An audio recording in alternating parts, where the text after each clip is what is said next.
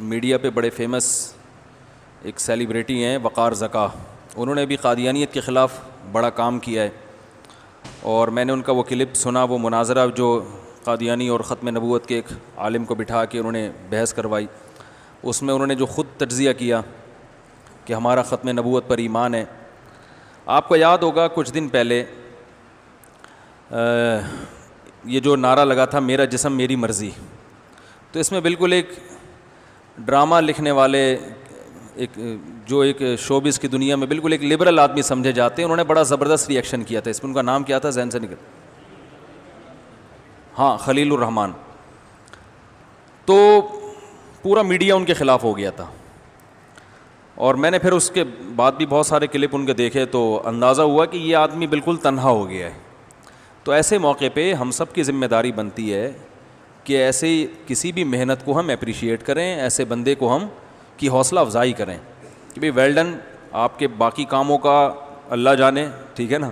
ہم کسی برے کام کو کبھی بھی اپریشیٹ نہیں کر سکتے, ہمیں نہیں پتہ آپ نے برا کیا اچھا کیا, لیکن یہ کام بہرحال آپ نے اچھا کیا ہے. اور اس کی ویلیو اس لیے بھی بڑھ جاتی ہے کہ علماء کا اپنا ایک طبقہ ہوتا ہے جو علماء کو سنتا ہے, لیکن دنیا میں بہت سے لوگ ان لوگوں کو بھی سنتے ہیں جو انہی کی تقریر سے, انہی کے جذبات سے متاثر ہوتے ہیں. وہ ہمارے اور آپ کے جذبات سے متاثر نہیں ہوتے, کیونکہ ہماری بات اس طبقے میں نہیں پہنچتی ہے جس طبقے میں اس طرح کی سیلیبریٹیز کی باتیں پہنچتی ہیں, اور اس پر اثر زیادہ ہوتا ہے. تو یہی وقار زکا صاحب نے جو قادیانیت کے خلاف کام کیا ہے, تو اس پہ بہرحال ان کو اپریشیٹ کرنا چاہیے. قادیانیت اس ری ایکشن سے جو ان کو نقصان ہوا ہے یا تو تکلیف ہوئی ہے, وہ باقی ری ایکشن سارے ایک طرف رہ گئے. تو لبرل طبقے میں اور اس طرح کی سیلیبریٹیز میں اس طرح کی بات کا آ جانا یہ ایک بہت اچھی بات ہے. اس میں بلا وجہ کیڑے نکالنا, اب ہے اس کا تو یہ مقصد, اب ہے اس کا تو کوئی اچھا کام کرے تو بھائی اچھا کہہ دیا کرو, کیا جا رہا ہے, گورنمنٹ کی طرف سے کوئی ٹیکس لگتا ہے اس پہ.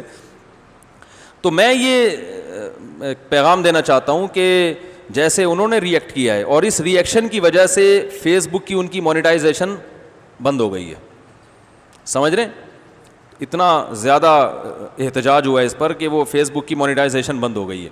تو باقی جو ہماری جو سیلیبریٹیز ہیں جو میڈیا پہ آتے ہیں وہ بھی الحمدللہ مسلمان ہیں, تو ان کو بھی چاہیے کہ اس معاملے میں وقار زکا کا ساتھ دیں. وہ لوگ ساتھ نہیں دیتے تو اپنے طور پر ایک کوئی ویڈیو ریکارڈ کروا لیں کہ بھائی ہم اس مسئلے میں ہم جیسے بھی ہیں بہرحال کلمہ گو مسلمان ہیں, ہم ختم نبوت پر ایمان رکھتے ہیں, رسول اللہ صلی اللہ علیہ وسلم کو آخری نبی سمجھتے ہیں.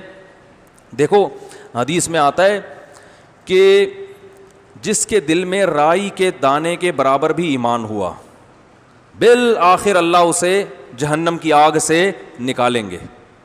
آپ صلی اللہ علیہ وسلم نے فرمایا کہ جب سفارش شروع ہوگی نا, نبی صلی اللہ علیہ وسلم شفاعت کریں گے, یار اے اللہ فلاں فلاں لوگ میری امت کے گناہوں کے سبب جہنم کی آگ میں ہیں, لیکن وہ میرا کلمہ پڑھتے تھے, ان کی یہ نیکیاں ہیں. تو نبی صلی اللہ علیہ وسلم شفاعت کریں گے, کرتے کرتے بہت بڑا طبقہ حدیث میں آتا ہے کہ وہ جہنم سے نکل جائے گا. تو آخر میں اللہ فرمائیں گے اب کوئی ہے سفارش کرنے والا, تو کوئی بھی اب مزید شفاعت کرنے والا نہیں ہوگا. تو اللہ تعالیٰ فرمائیں گے هل يبقى الا الرحمن, ابھی رحمان باقی ہے, میں نے خود اپنی مرضی سے تو ابھی نکالا نہیں ہے, ابھی تو میری مخلوق ہے جو شفاعت کر رہی ہے, تو میں تو رحمان ہوں.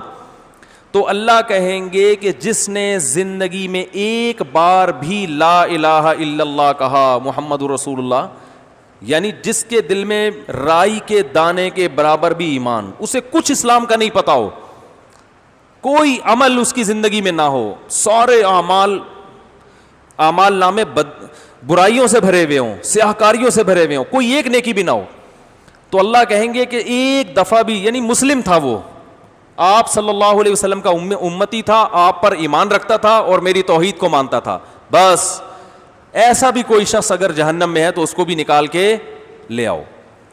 تو حدیث میں آتا ہے کہ یہ وہ وقت ہوگا کہ جب جو لوگ کفر پہ مرے ہیں وہ کہیں گے یا لیتنی کنت ترابا, ہائے کاش ہم مر کے مٹی ہو کے ختم ہو جاتے.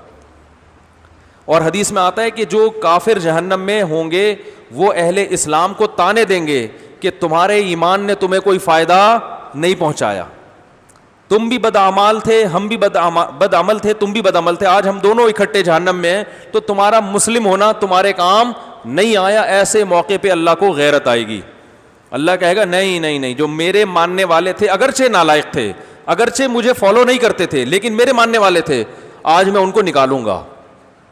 اپنوں کو ہمیشہ آخر دم تک ان کا خیال رکھا جاتا ہے. تو کوئی بھی اس طرح جب ایمان کا مسئلہ ہوتا ہے, قادیانیت کے ساتھ ہمارا جو اختلاف ہے نا وہ اعمال کا نہیں ہے, وہ کس کا ہے؟ ایمان کا. ختم نبوت پہ ڈاکہ جو حق خالصتاً محمد صلی اللہ علیہ وسلم کا تھا وہ 15ویں صدی کے ایک جھوٹے کذاب کو انہوں نے دے دیا. تو نبی تو اللہ کے نمائندے ہیں نا. نبی کس کے نمائندے ہیں؟ کسی ملک کے سفیر کی توہین کرو تو یہ اس سفیر کی نہیں بلکہ اس ملک کی توہین سمجھی جاتی ہے. جتنا بڑا ملک ہوگا اس کے سفیر کو اتنا ہی پروٹوکول دیا جاتا ہے. تو اس خالق کائنات کے سفیر کی معمولی حیثیت نہیں ہے. اور سب سے بڑی توہین کسی کی یہ ہے کہ اس کی سفارت میں آپ کسی دوسرے کو اس کے ساتھ شریک کر دیں. یہ چھوٹی توہین تھوڑی ہے, بہت بڑی توہین ہے یہ. تو جو بھی یہ بھائی اس وقت یہ کام کرے گا, کوئی معاشرے میں کوئی خوبی کو پروموٹ کرے, تو اس کو ہمیں کم از کم اس کام کی حد تک اپریشیٹ کرنا چاہیے. تو اس لیے جو دوسرے ہمارے جو بھی شوبز کی دنیا سے وابستہ لوگ ہیں ان کو بھی چاہیے کہ بھائی وہ بھی ساتھ دیں کہ بہت اچھا کام کیا, اور ہم بھی اس میں ان کے بول دے کیوں نہیں بھائی, ہم بھی ساتھ ہیں اس میں. تو اللہ تعالیٰ عمل کی توفیق عطا فرمائے.